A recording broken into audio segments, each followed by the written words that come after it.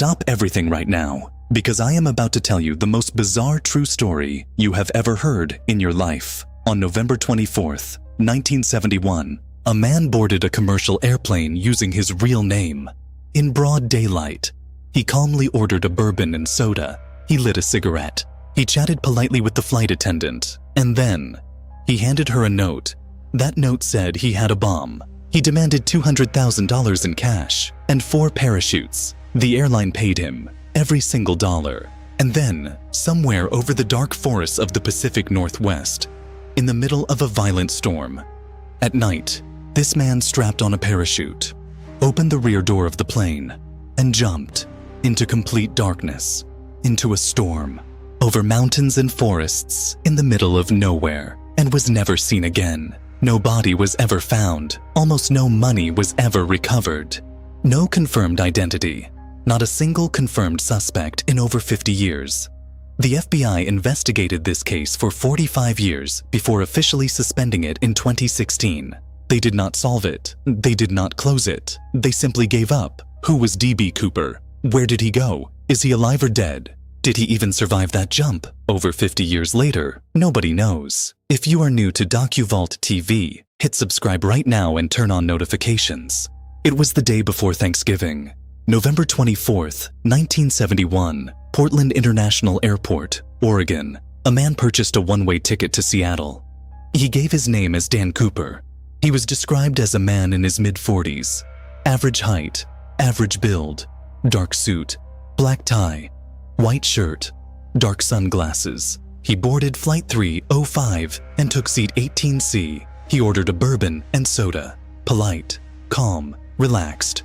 40 minutes into the flight, he handed her a folded note. "Miss, you'd better look at that note. I have a bomb. I have a bomb in my briefcase. I want you to sit next to me. $200,000 in unmarked 20s, 4 parachutes." The FBI scrambled to gather the cash. They photographed every single bill. They recorded every serial number. At 5:24 p.m., the plane landed at Seattle-Tacoma. All 36 passengers were released. D.B. Cooper received his money and his 4 parachutes. He ordered the pilots to take off again. Destination, Mexico City. Fly at the lowest possible altitude, no higher than 10,000 feet. Keep the landing gear down. Fly as slowly as the plane could safely manage. At approximately 8 p.m., the rear stairs began to lower. The crew felt a pressure change. And then, nothing. When the plane landed in Reno, D.B. Cooper was gone. He had jumped into the darkness, in a business suit, in a violent storm.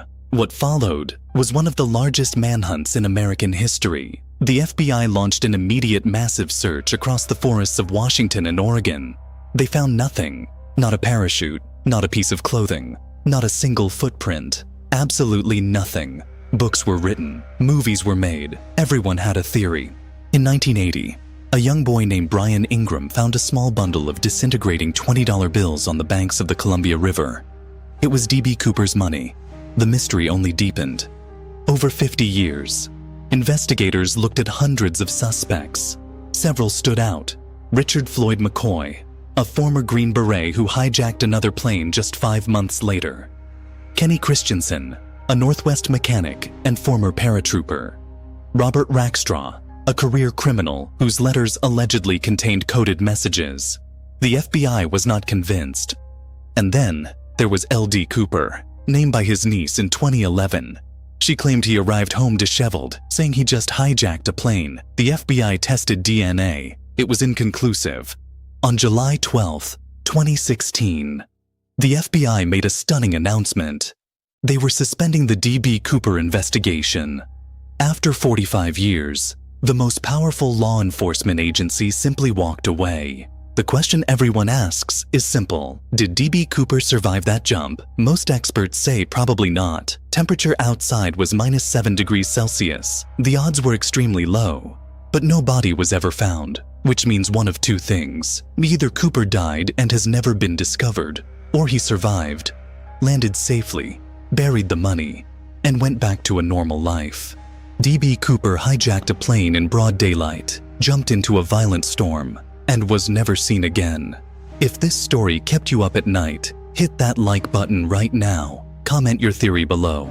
And if you're not subscribed yet, what are you waiting for? Because next week on DocuVault TV, we enter the world of pure calculated evil.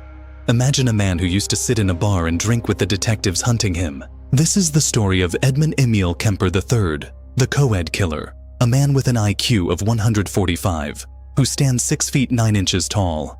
Next week, DocuVault TV. Subscribe right now. The darkest stories and the greatest mysteries are just beginning.